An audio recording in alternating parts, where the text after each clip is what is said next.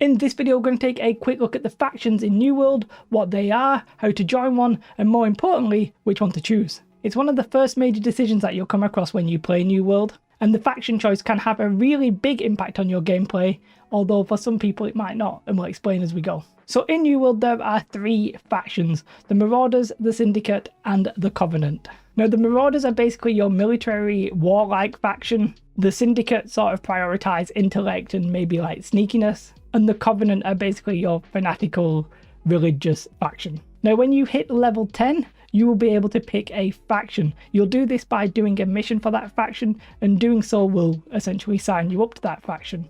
This then will enable you to do quests, and it will open up the main storyline. You could theoretically grind to max level without picking a faction, but really that just seems like it would be a bad idea. But what does picking a faction mean for your actual gameplay? Well, there's a couple of things. Firstly, if you actually have friends and you want to play with them, then you're going to want to make sure you are in the same faction. That is because your company, which is basically your guild, will all have to be members of the same faction. And if you want to get involved in all of the territory wars, then you're obviously going to need a faction because they are all faction based. Yes, it's actually sometimes the companies that are going to be at the forefront, the vanguard of the PvP sieges, but it's one faction versus another. You can't faction versus faction violence, for example. So I just mentioned territory there, and I won't be going too much into detail in territory. I will probably do that in another video. But keep in mind that you basically want to be in the territory of your faction because you will get gameplay benefits.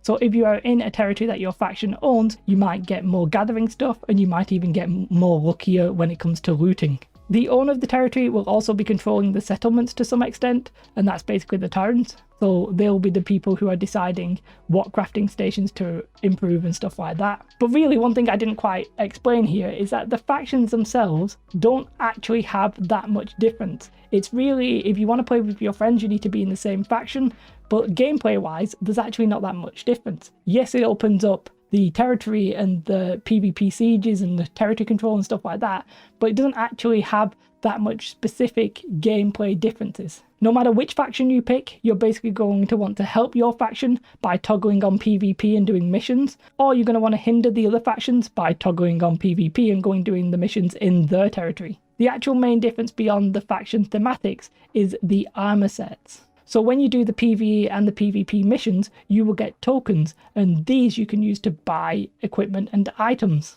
Now, the armory of your faction will pretty much all sell the same thing that the other factions have, but they will look different. So if you thematically like the styling of one faction over another, then just keep that in mind. Now, apparently there will be a balancing system in place in case one faction becomes overly dominant.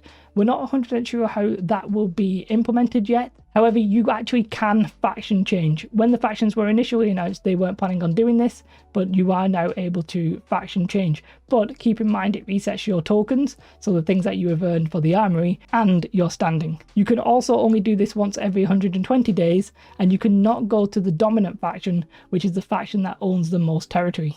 Now, there have been a couple of polls that suggest that the Marauders and the Syndicate are going to be the top two factions, and that the Covenant are going to be a little bit outnumbered. Whether or not that will actually be the case when everybody gets their hands on the game, but it's interesting that we don't quite know the game balancing mechanisms. We don't know if it's good to be in the faction number 1, where you just own everything. Yes, there are some obvious benefits, but it might be better to be involved in faction number 2, so you can get involved in more of the PvP sieges and stuff like that. I have a feeling that the third faction may end up getting left for dead. I think that the people from the third faction will join the second faction so that they can do the fights against the top faction because they couldn't join the top faction. So I think that will sort of be the mechanism. I have a feeling that 2 factions will be dominant and the third will be probably lackluster, but we'll have to wait and see.